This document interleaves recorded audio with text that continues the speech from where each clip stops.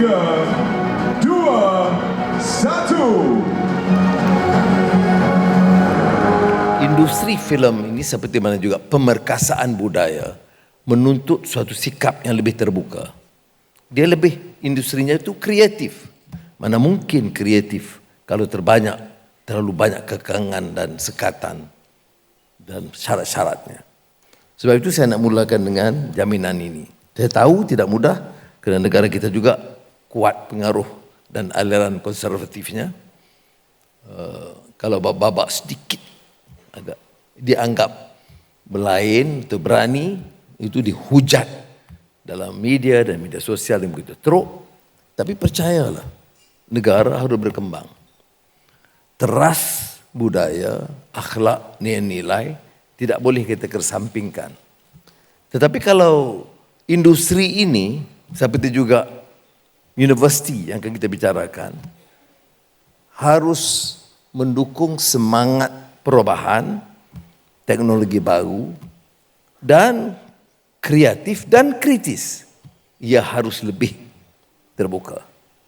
Jadi saya telah menegaskan dalam Jemaah Menteri, Saudara Fahmi tahu, dan Menteri Dalam Negeri dan menteri-menteri berkenaan, supaya sikap kita itu harus juga lebih lunak, lebih terbuka. Tidak terbuka sehingga luntur budaya dan akhlak dan nilai. Tapi tidak terlalu mengongkong. Bayangkan filem mau dikembangkan sebagai suatu industri yang lebih kompetitif dan menarik khalayak, tetapi terlalu banyak sekatan kongkongan. Tidak mungkin berkembang. Dan kita dah lihat episod-episod dulu. Saya masih ingat semasa saya menteri dulu. Saya menteri sekarang tapi dulu sebelum itu. Ada musim cuti panjang dan musim cuti tak pernah nonton filem di Sungai Buloh. Dan sebelum itu saya masih ingat filem terlalu banyak sekatan. Schindler's List, satu filem yang hebat, tetapi dilarang hanya kerana dalam tahanan Holocaust itu ada adegan orang-orang yang uzur dan sakit itu kelihatan telanjang. Maka bila kita bawa untuk lembaga filem meluluskan, itu syaratnya itu okey, tapi bab itu mesti dipadam. Dan tentunya pengarah filem enggan. Ada juga filem Melayu, P. Ramlee juga terkesan dalam hal itu. Dan satu dua babak yang harus menuntut dilarang.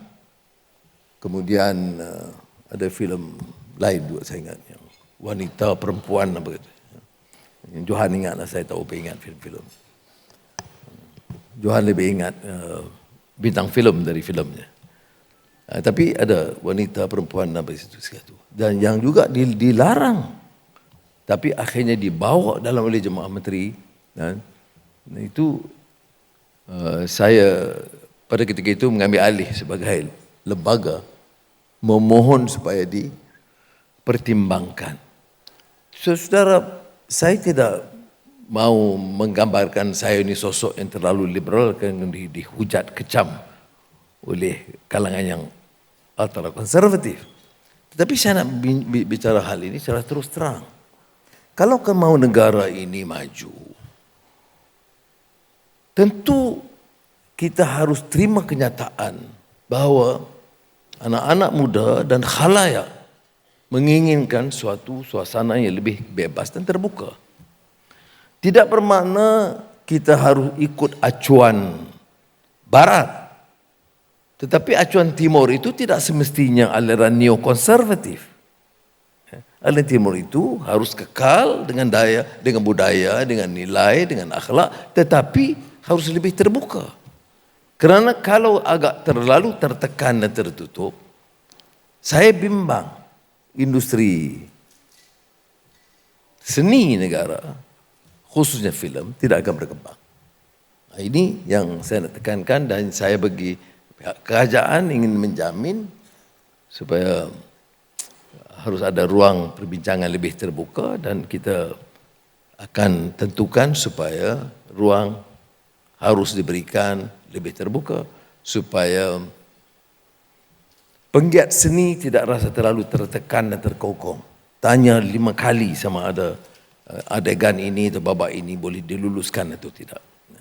Saya percaya saudara faham bahawa kita mahu mengekalkan identiti kita, sistem akhlak kita. Sebab itu kita lakarkan konsep negara ini sebagai negara madani. Maknanya tidak semestinya mengikut acuan negara lain. Ya. Itu yang pertama yang saya nak tekankan, yang saya rasa relevan sekiranya kita mahu tingkatkan.